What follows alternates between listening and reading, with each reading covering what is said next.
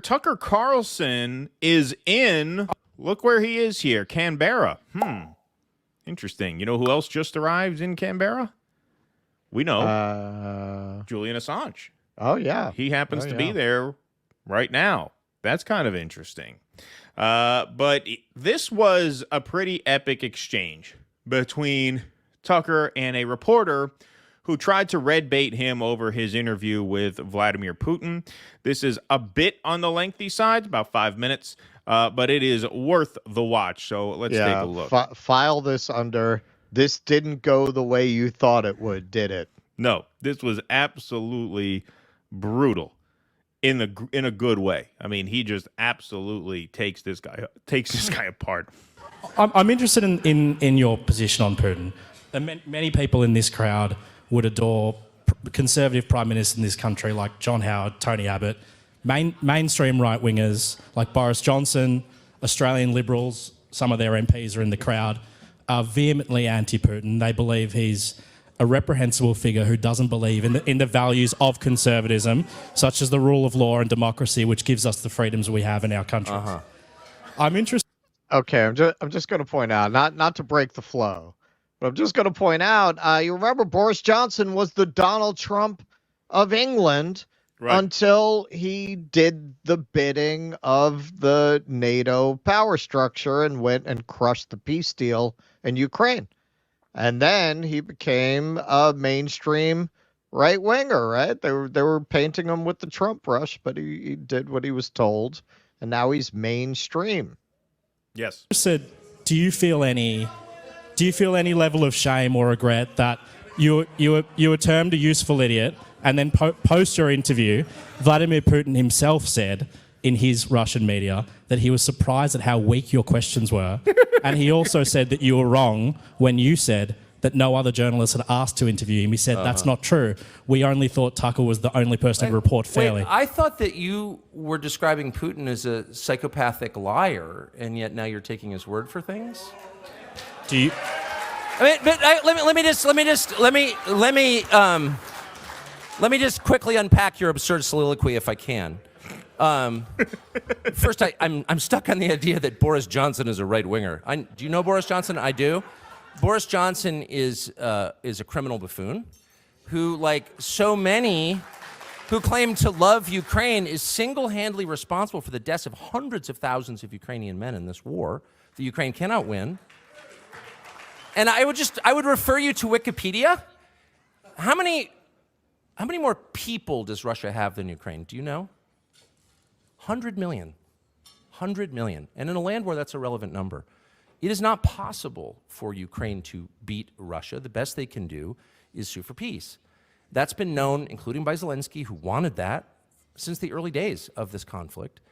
And Boris Johnson, on orders from the Biden administration, shut down, and this is not a disputed fact, this is a fact, admitted by everybody now, shut down the peace negotiations almost 2 years ago. And Ukraine has been completely destroyed. And now Zelensky has passed a law allowing foreign corporations to own land there.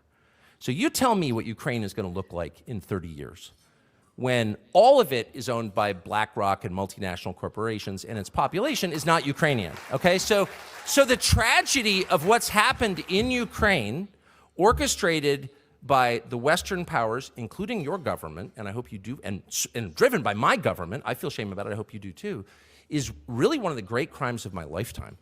So the idea that somehow if you're against that, you're for Putin, well, of course, that's absurd.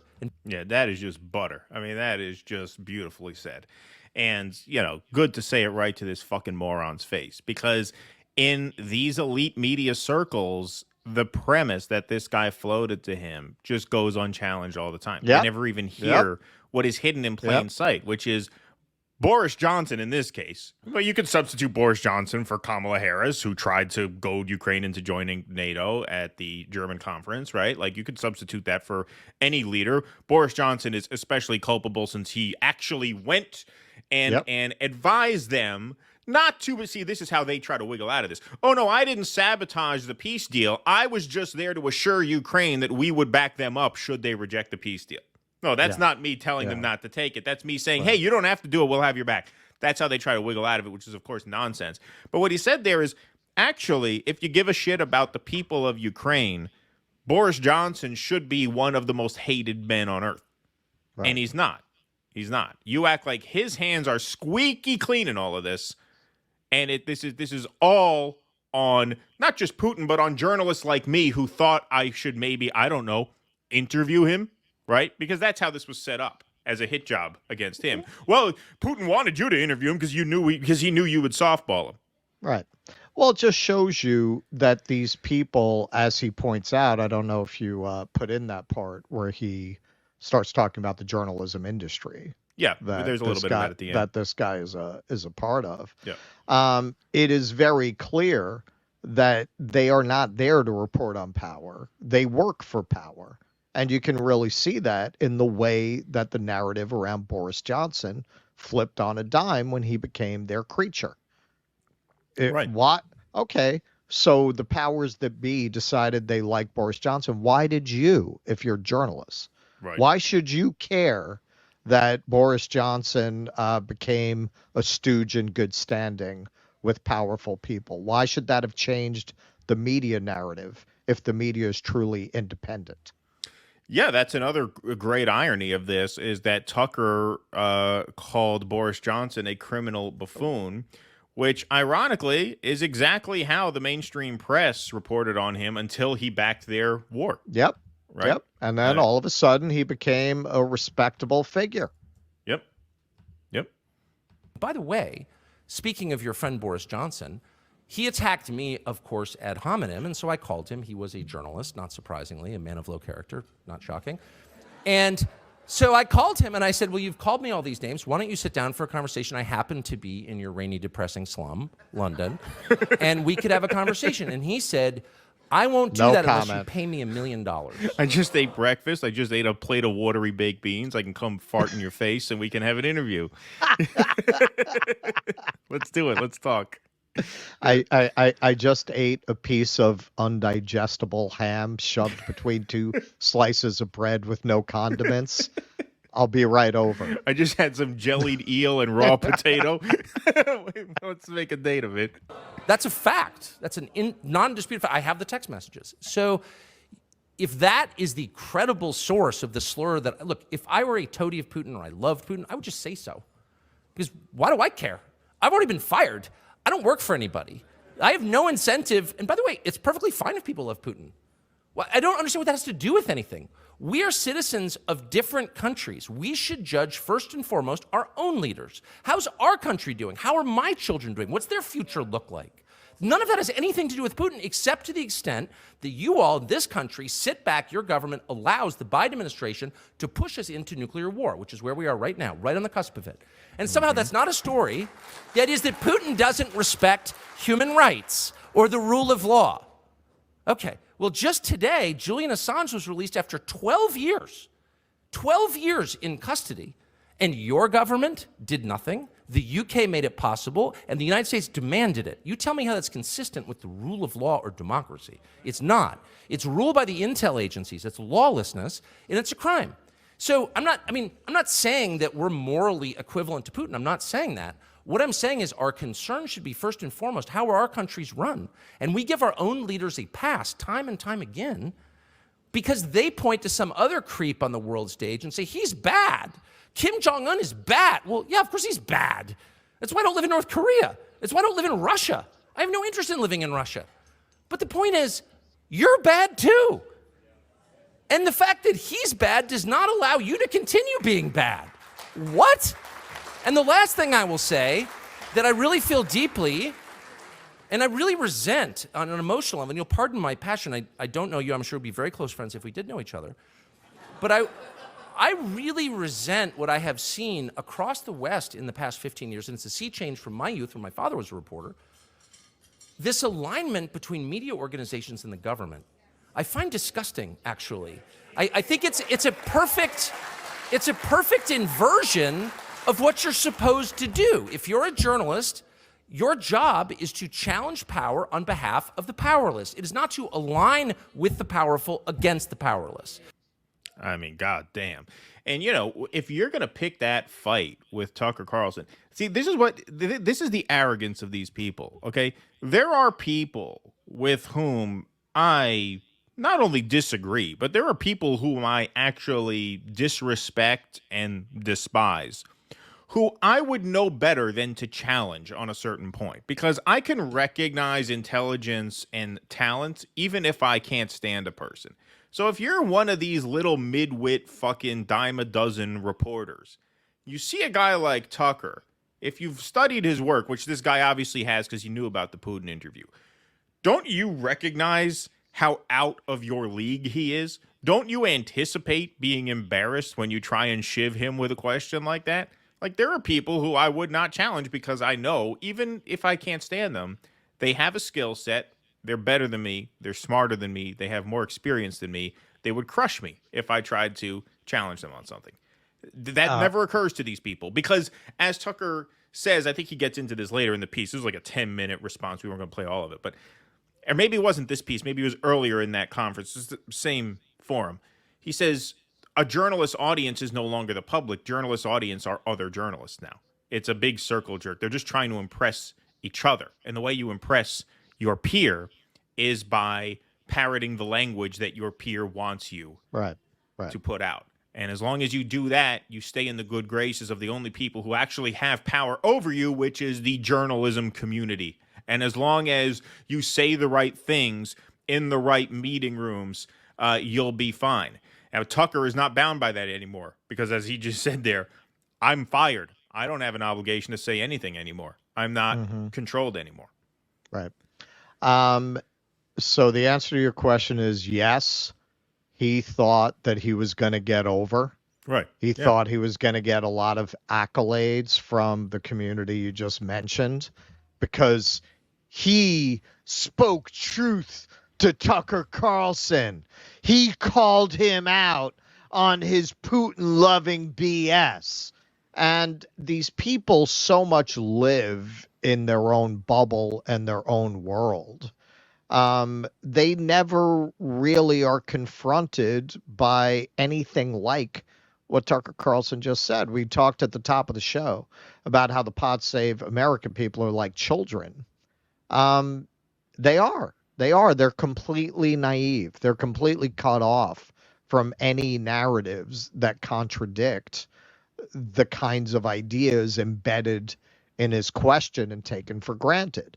Now, Tucker, in that clip, he goes on to say to the guy, yeah, look, hey, I sympathize. I understand you got a mortgage, but you know that what you're working for is corrupt.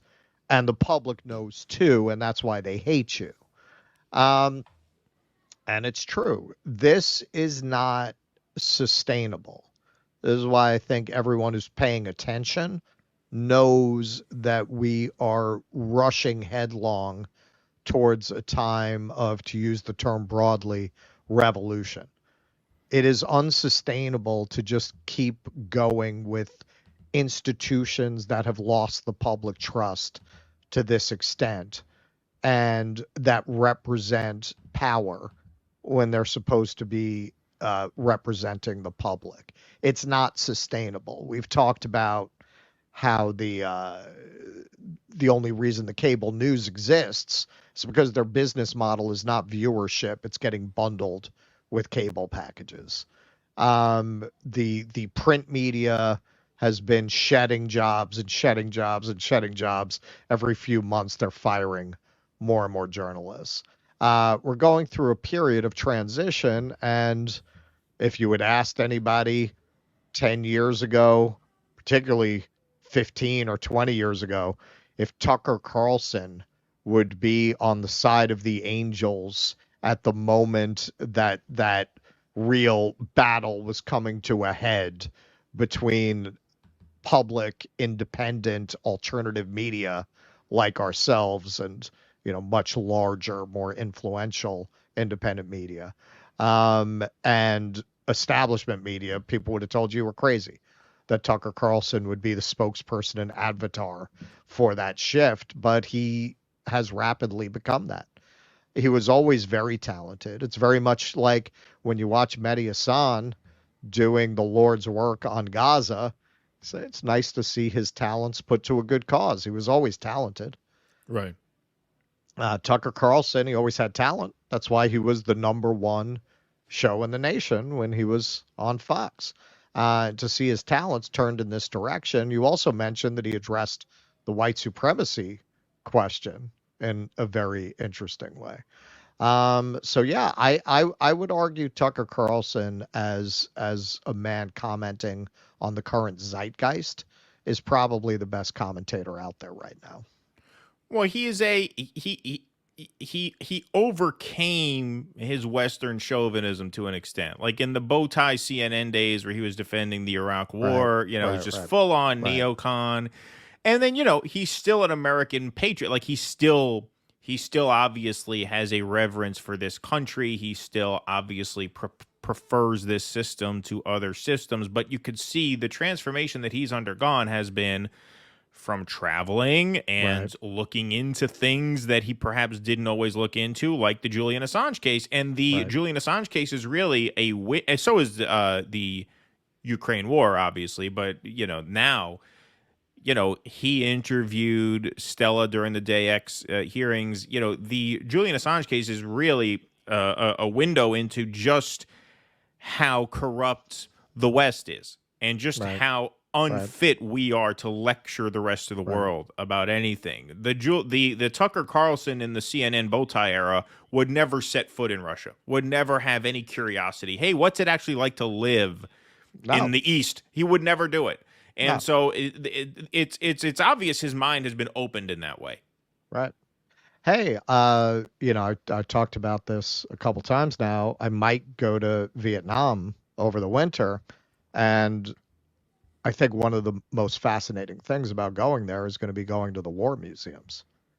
Yeah. You look at pictures of these war museums, they have American helicopters and American tanks.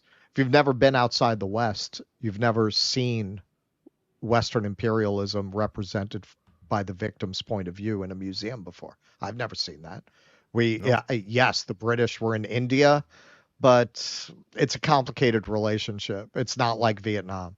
You don't see these statements against British imperialism when you go to India, right? They're still using the trains that the British built. It's complicated. Vietnam, man, that's going to be like going to a Holocaust museum. Only the Nazis are the Americans. Right. Think about there are still landmines in Vietnam. That every once in a while someone steps on a landmine from the Vietnam War and gets their leg blown off or something. Forget about Vietnam. Laos. Yep. Laos is the most bombed country in history.